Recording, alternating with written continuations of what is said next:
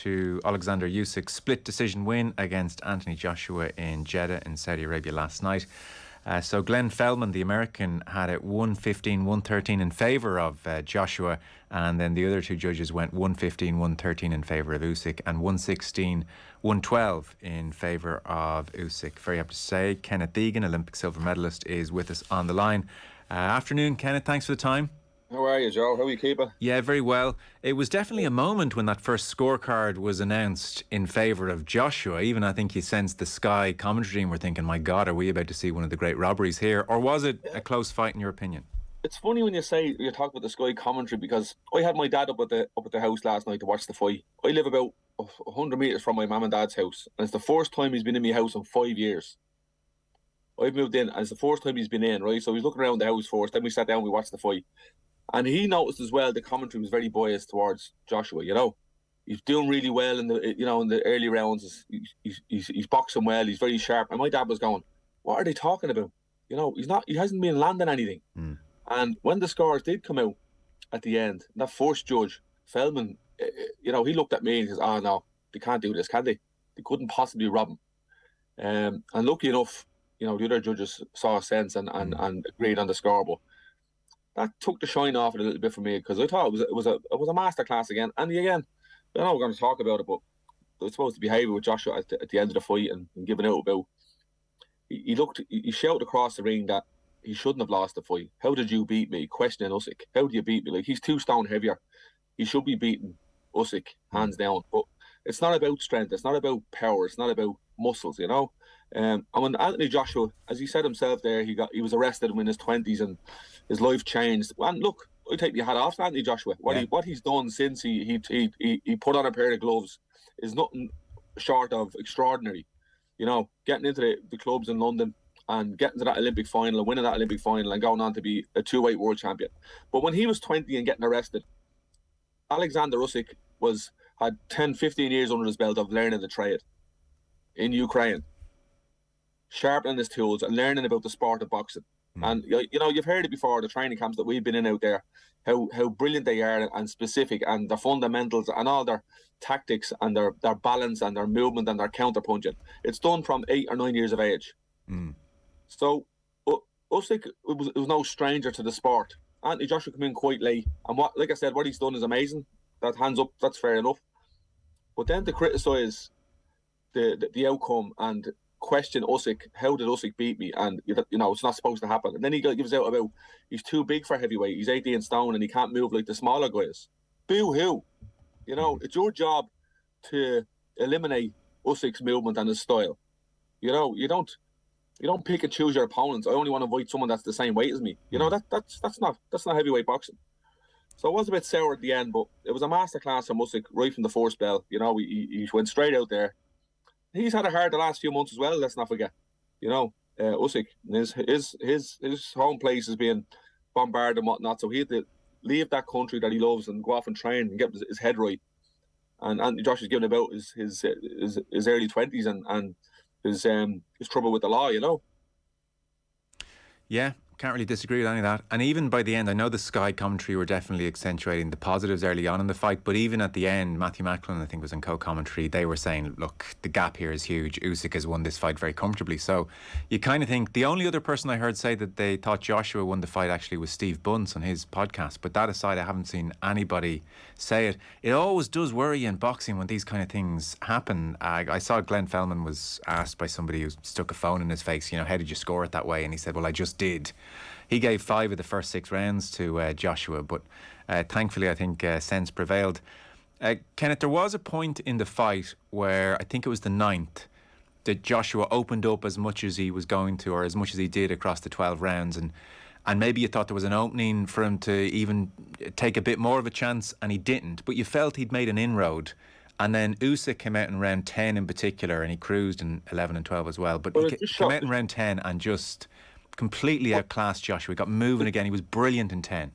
It just shows you in round 9 when Anthony Joshua landed, he landed a couple of decent shots, a couple of body shots at the start. But then the bombardment, then he missed with an awful lot of stuff as well. When it actually replayed after the round, it showed the attack, and he wasn't landing anything clean. So you can imagine a guy that's 18 stone throwing that many punches and missing most of them. that's going to take an awful lot of energy out of you. Yeah. Right? So the two of them sat back down on their stool. Who came out the worst of that? Anthony Joshua did. He was expending too much energy. Usyk got clipped up one or two, but he sat back down on the stool. The lighter man regained his fight plan, went back out, and then he upped the pace because he knew himself. Joshua expended an awful lot of energy in round 9, and he turned the tap on real fast in round 10 and put Joshua under the cosh. And Joshua had no answer.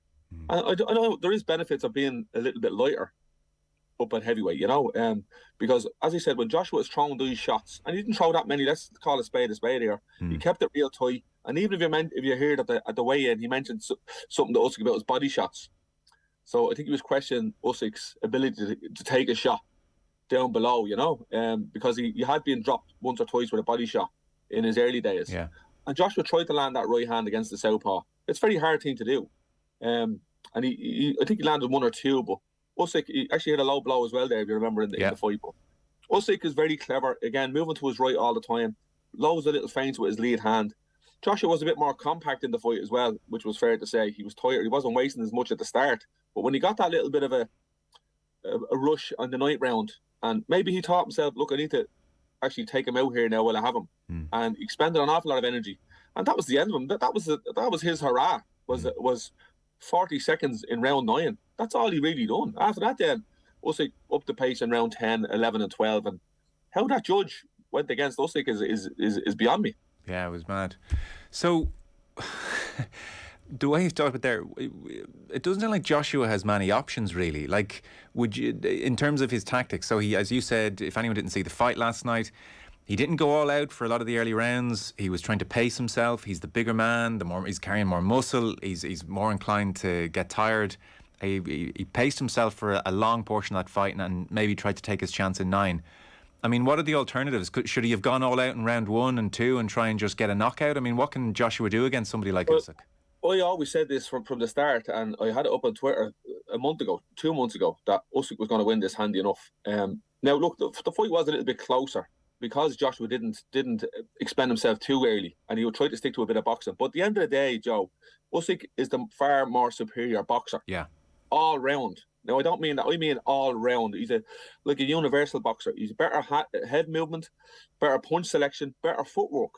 You know, Joshua hasn't got any of that. Joshua didn't even move his head last night, left or right. So I don't know what his coaches and his corner men were telling him. So that movement and that distance and the feel of the fight, Usyk had it all day long. So what was Joshua going to do? The only way Joshua could beat Usyk is if he get in close and landed a shot.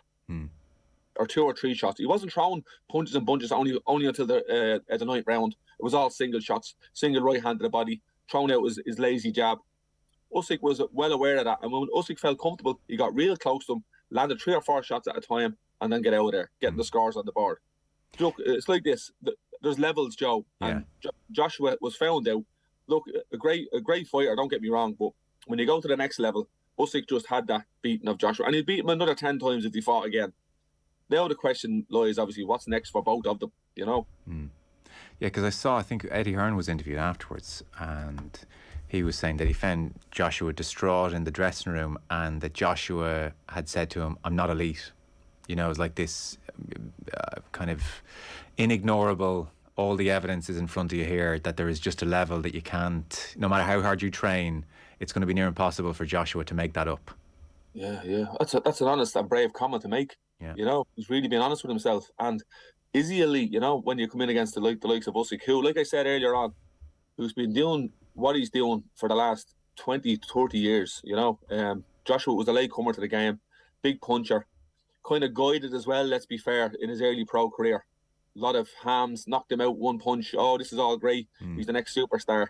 But as you know yourself, when you get to the highest level in any sport, it is about that, you know, those percentages. And, you know, he was found out in the first fight, found out in the second fight. Maybe he is questioning himself, am I elite? Maybe he's not elite after all, you know. Where does he go from here? Does he start fighting the likes of, I don't know, Chisora, Parker, these type of fighters? And maybe if Usyk does get the throne, he'll go back and he'll probably win the heavyweight title again for a 3rd time. But I don't think he'll win it via Usyk. Yeah, I mean, that is the difficult thing for Joshua. Like, he's 32 now. I'm sure he's got enough money to safely see him home and then some. But when you're staring your limitations like that in the face, it's difficult. And to to be motivated enough now to hang around almost that second tier and have those kind of fights for the next 2, 3, 4 years, you'd wonder what's the point. Yeah, it is a bitter pill to swallow, isn't it? Like, you come to your end. As you said, he's 32. He's kind of still young for heavyweight, but he wants to be the champion. He wants to be up there with the best. And if he can't achieve that anymore, where does that leave him? Obviously, the next big fight now is going to be Usyk and Fury. That's going to be a very interesting bout altogether. But what happens then if Fury beats Usyk? Does Joshua have a better chance of beating Fury? So it's all to play for, but at the moment.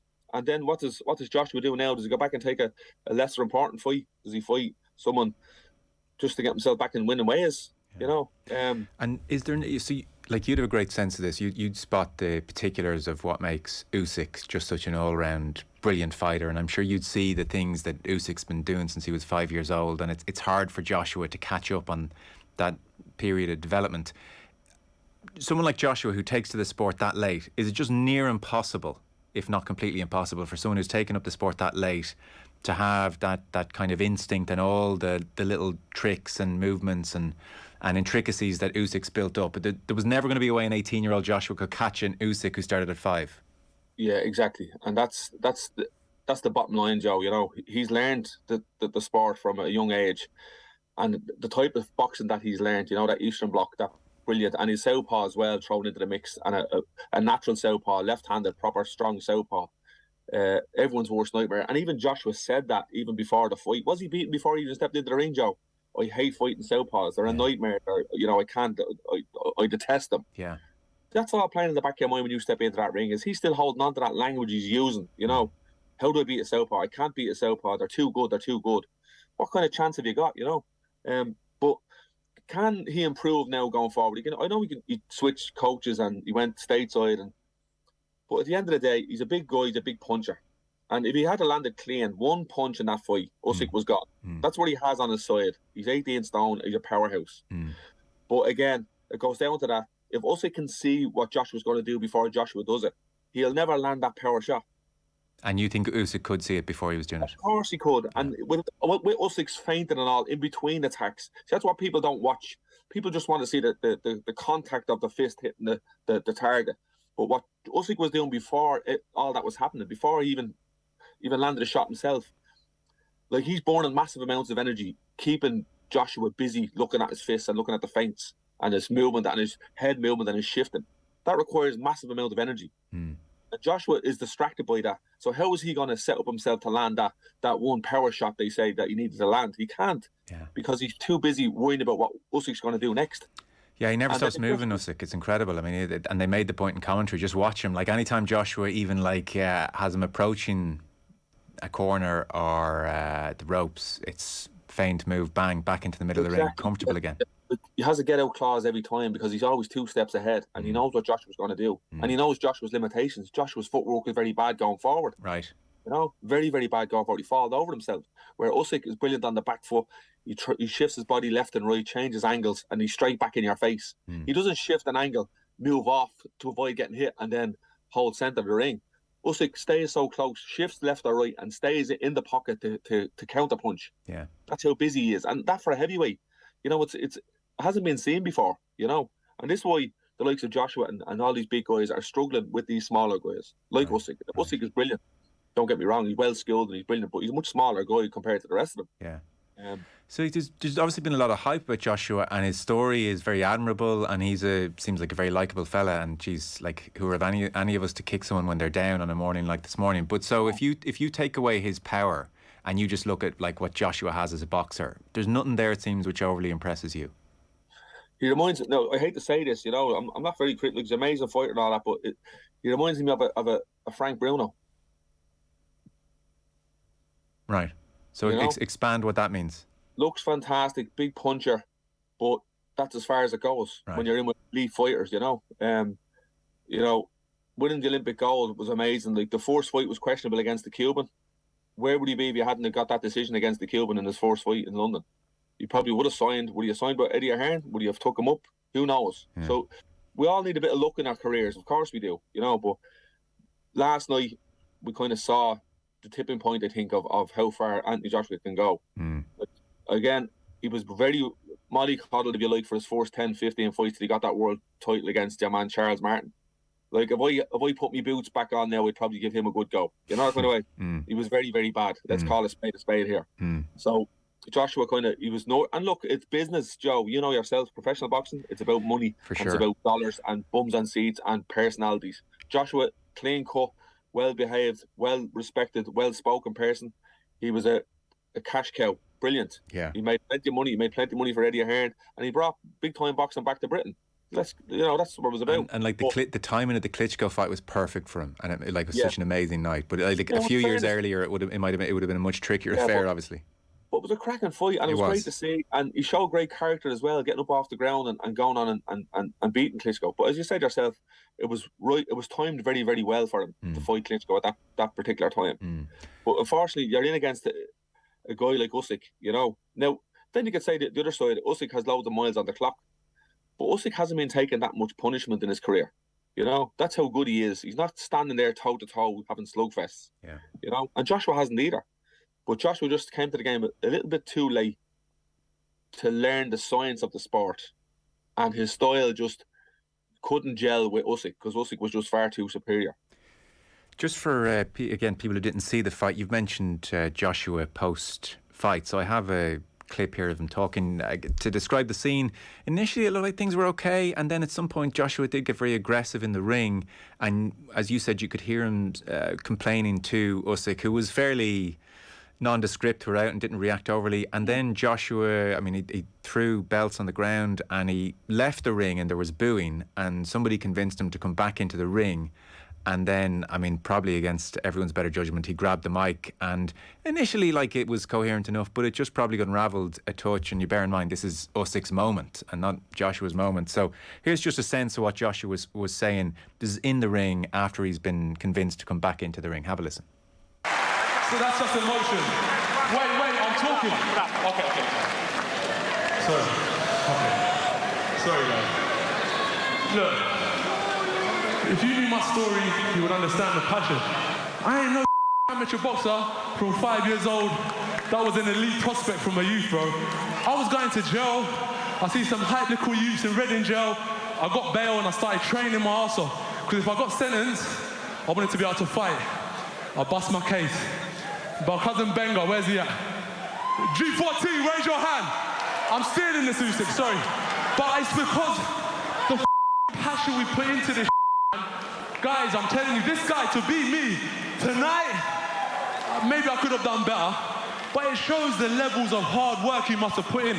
So please give him a round of applause as our heavyweight champion of the world. Woo! I'm not a 12-round fighter. Look at me. I'm a new breed of heavyweights. All them heavyweights, Mike Tyson, Sonny Liston, Jack Dempsey. Oh, yeah, you don't throw combinations like Rocky Marciano. Because I ain't 14 stone, that's why.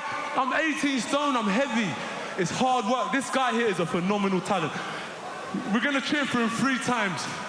Well, how many belts you got now, bro? 5. Hip, hip. Hip, hip. Hip, hip. Hip, hip. Hip, hip. And as I said, I was studying Ukraine and all the champions that have come from your amazing country, but I've never been there.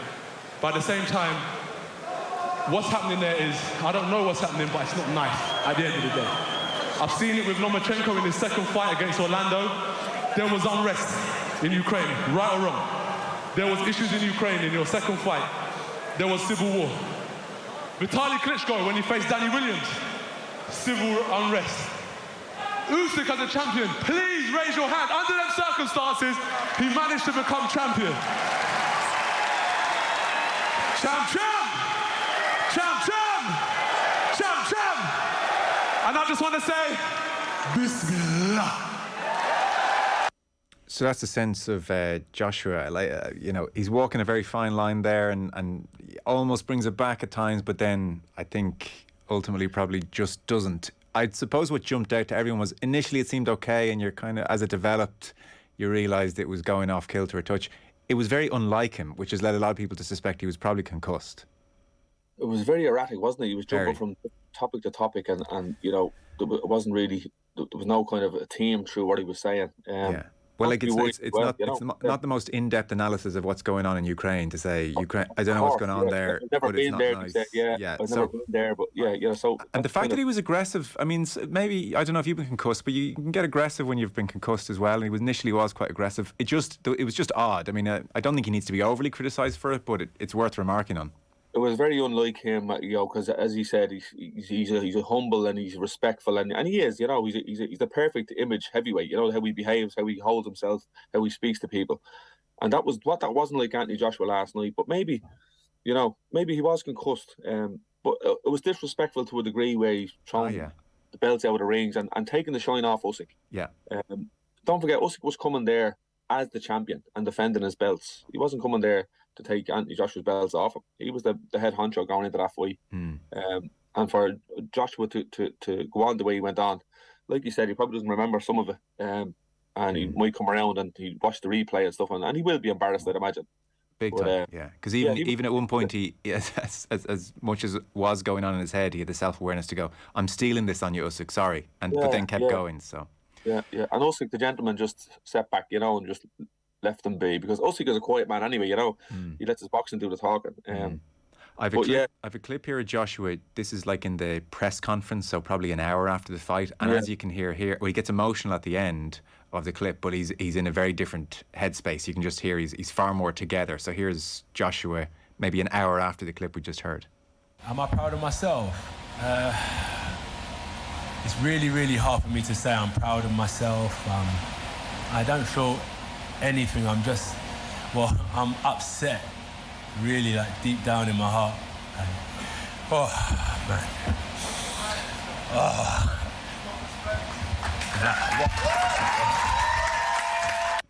So that's Joshua, and he'll have to regroup. Give us a word, Kenneth, on how Usyk, Tyson Fury would go. Yeah, it's an interesting one, isn't it? I'm going to stick to with my guns. I think Usyk will beat Fury. He'll frustrate and make a miss. But I tell you one thing, it'll be some build-up. That'll sell. That will sell, It's for all the belts. It's for all the marbles. Fury will try and get into Usyk's head any way possible. You know yourself how Fury goes on, but it's a fantastic fight. Fury is very, very good in his own right. He's awkward, he's big. But look, when it comes down to it, I think whoever has the best game plan, and I think Usyk has the overall superior talent from his feet right up to his tip of his head, more talent. Yeah. But it could be just size and awkwardness of but it could be a bar fest as well, Joe, where Usyk wins on points by tapping Fury to death. Right. Now that kind of way. Yeah. It wouldn't be the media's idea of a fantastic showcase. They'd probably be coursing it at the end of it, wanting to leave the arena. Yeah. But, so Usyk has this Eastern European amateur style, and he's perfected that. I hear, people tell me as well, Fury is an incredible boxer and has incredible skills as well. How do they compare to like that Eastern European amateur style? Like Fury's background, is he fighting in a less orthodox fashion, or is his style his own, or how would you describe what Fury has does? His own style, of course, and he can switch southpaw to orthodox. And Fury does do a lot of feinting as well. Yeah, he's brilliant at feinting. Like you've seen him fighting Klitschko as well back in the day in Germany. Brilliant feinting to win the fight, and against Wilder as well. So there'll be a lot of feinting going on. But the thing is, with Fury being so big, would he be able to land on Usyk? When Usyk is a great reader of the game, he, like I said, he's watching shoulders, he's watching the twitches in the body before you even throw the shot. He'd see that before you even let the shot go, so he's in a position then to counter and score a shot or land a punch. So it'll be very, very interesting fight, all right, to see what way it goes. But Usyk said after the fight, he wants Fury. There's no beating around the bush. He wants to take on the main man that has the belt, and he wants all the belts. And this is not about money for Usyk either. He just wants to be the best. And it will happen now, I'm sure, because Fury said he's back out of retirement again now, and he's putting his work boots back on. So it'll be interesting to see the build up to this. There's got to be some crack, because as Usyk, or as Fury said, Usyk's just a blown up middleweight. So what happens if Fury gets beaten by a blown up middleweight? That'd be some crack. That would be indeed. The burning question as well is, what did your dad make of the house, having not been in it in 5 years? Yeah. He was impressed. The walls are lovely, he said, but no, he's a gas man though, he wouldn't be pushing up to see the new house. This was 5 years ago I moved in here. I'm living up the road. Lovely, he said. That's it. So I had to show him where the sitting room was, So but, in the 5 years he never said, I'll wander up the 100 metres for a look? Never bothered his arse, I brought him in and showed him where to sit down and relax, and he's grand. But again, he was the same again with the fight, he was discussing with the judges. But you're a counsellor. I don't know what a psychotherapist would make of that situation, but anyway. yeah. Oh, stop. Well, look, if there's Fury Usyk, you might get him up again for that fight. He might wander in, you pay for the box office, and I'll come up for that. But I tell you what, it was great that it was on at a decent time as well, 10:30, 11 o'clock. If it ends over stateside, sure, God knows it's a much harder fight to watch. You're falling asleep. Yeah. It was great. Listen, thank you so much for coming on at short notice and talking to us about that.